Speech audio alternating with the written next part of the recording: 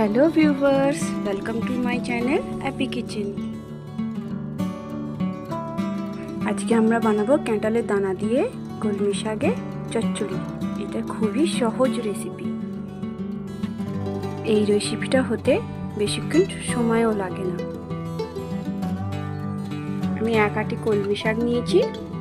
কলমি শাকটাকে ভালো করে ধুয়ে কুচিয়ে নিয়েছি। তারপর কড়াতে জল দিয়ে দিলাম। আর আগের থেকে কুচিয়ে রাখা কলমি শাকগুলো জলের মধ্যে দিয়ে অল্প করে সেদ্ধ করে নেব।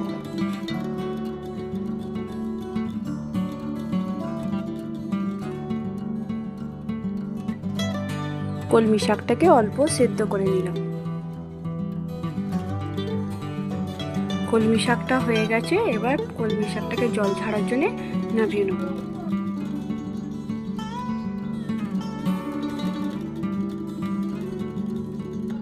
গ্যাসের ফ্লেমটা অন করে কড়াটা বসিয়ে নেব। কড়াটা একটু অল্প করে তেল দেবো। তেলের মধ্যে আমরা 1 চামচ 5 ফোড়ন আর একটা শুকনো লঙ্কা দেবো। 5 ফোড়ন আর শুকনো লঙ্কাটা হয়ে গেলে এর মধ্যে এবার আলুগুলো দিয়ে দেবো। আলুগুলো আমি আগে থেকেই কিউব শেপে কেটে রেখেছি।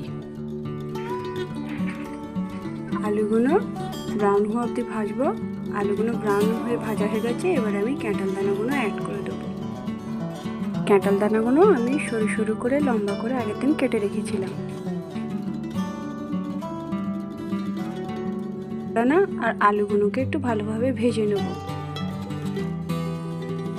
এখানে আমাদের ক্যাঁঠাল দানা আর আলুগুলো ভালোভাবে ভাজা হয়ে গেছে। এবার আমি আগের থেকে সেদ্ধ করে রাখা শাকটা ওর মধ্যে অ্যাড করব। এবার শাক আলু ভালোভাবে একটু মিক্স করে একটু ভেজে নেব।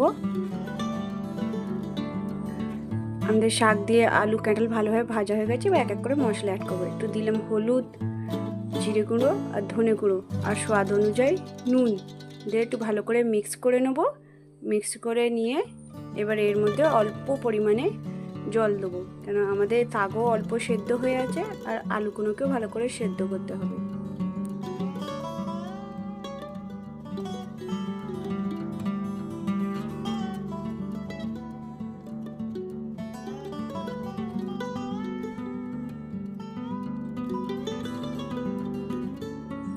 এখানে আমাদের শাকটা ভালোভাবে ফুটে গেছে।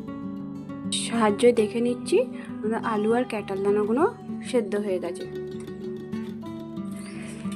এবার আমাদের জলটাকে পুরোপুরি শুকনো করে নিতে হবে। আমার কলমি শাকের চচ্চড়ি প্রায় হয়ে এসেছে। এবার কলমি শাকটাকে আমি নামিয়ে নেব। ভিউয়ার্স, আমার এই ক্যাঁঠাল দানা দিয়ে কলমি শাকের চচ্চড়ির রেসিপিটা আপনাদের কেমন লাগলো প্লিজ কমেন্ট করে জানাবেন। ভালো লাগলে একটা লাইক দেবেন আর প্লিজ চ্যানেলটাকে সাবস্ক্রাইব করতে ভুলবেন না। Thank you for watching my video.